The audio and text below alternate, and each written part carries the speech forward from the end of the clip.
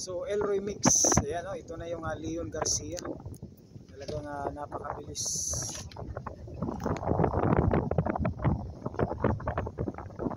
Ayan o, so ito yung Leon Garcia, ito yung mini bridge. Ayan, kita natin itong talagang by me, no? Pagbalik natin dito, may kalsada na ito. Talagang napakabilis o. So nandito na sila. Tsaka yun, yung pins, tsaka riprap. So yung sa gilid, yung daan ng tao. Ayan. So ito yung mga bridge dito. Ayan, ito yung bridge dito. Sa ating mga subscriber dyan, Elroy Mix. Ayan, napakasarap ng hangin dito.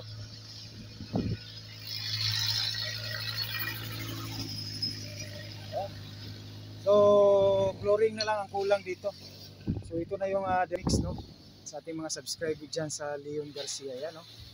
So kita natin, talagang malapit na matapos itong project dito. So update tayo sa ating mga bagong nakadaan dyan, nakakita sa ating video, no? Subscribe and don't forget to subscribe and like and paki-notify po yung bell dahil po ay nag-update po tayo, no, ng mga projects po dito sa Davao City.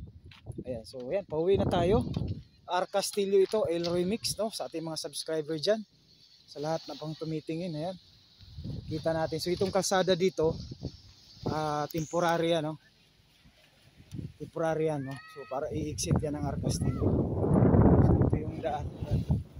Talaga napakasarap ng hangin, Elroy Mix, dito sa dagat.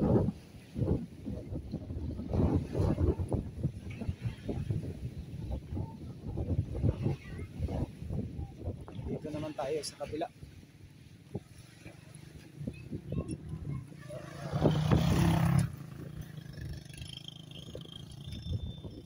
Ayan, kita natin talagang riprap na. Talagang ito yung magbibigay, no, Elroy Mix, ng magandang traffic, no, nang dahil po ng ating mahal po na PRRD. Talaga nagkaroon tayo ng coastal road. Ayan, maigo ko tayo. Ay guys, andito na tayo sa may Leon Garcia segment, no. Ayan, kanina nandun tayo sa may R. Castillo at may mini bridge dito. So last December 2024 wala pa ito. So ngayon nakita natin meron na. Talagang ready na ito. Tuloy-tuloy na rin ito, Elroy Mix, no. Ayan, kita natin. Ito yung magdudugtong po, no, ng Leon Garcia at saka Santa Ana segment, no. Ayan, no. So sa Santa Ana mayroong ano yan. Mayroong Santa Ana Bridge. Ayan. Elroy Mix. Ayan, no, nandito na tayo, Elroy Mix.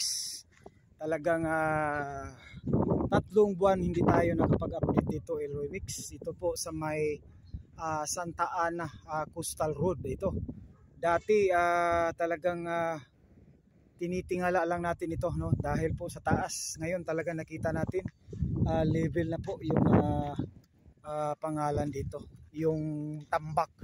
So talagang specialized po ito. Hindi ito basta-basta pagkagawa, no, na ano lang yung katulad sa ating mga nalalaman noong 1980s. Natatambakan lang, okay na. Basta madaanan ito. Talagang may mga mga kontraktor nito.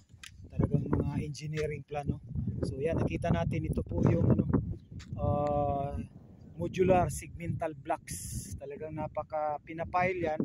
Kung sa bahay pa, hollow block. So ito talagang segmental blocks iba, no? Napaka bigat yan. Talagang mula sa baba nito, no. So I think nasa mga 14 feet ang taas. So paslope yan, pabahada. So yan, nakita na natin Elroy Mix, no, sa ating mga subscriber dyan. So itong mga nakita natin, ano yan, no, talagang may proseso yan, hindi basta-basta. So Elroy Mix, ayan.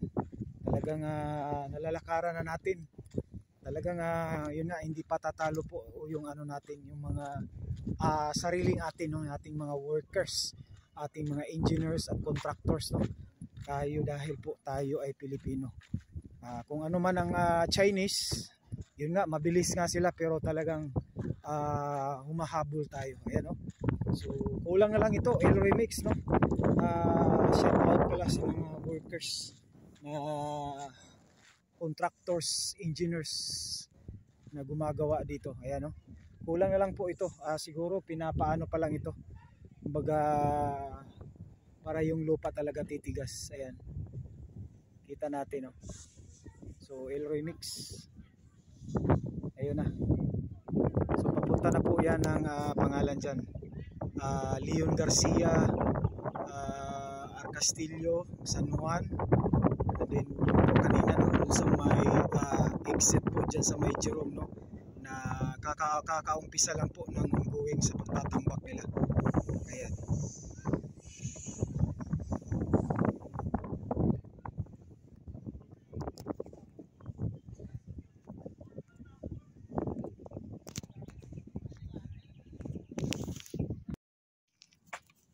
At dito naman sa baba mga kapatid, yan, no, kita natin talagang ito, kita natin nasa, I think doon nakikita natin talagang nasa 15 feet ang taas. So pasdop yan pababa dito.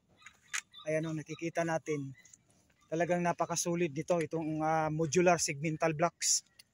Ayan, no, talagang masulid to, Elroy Mix. So ayan, ito na yung talagang hanggang dito lang yata yung ano nila, yung pile. So ito na yung kalsada papunta doon. Kalsada na yan.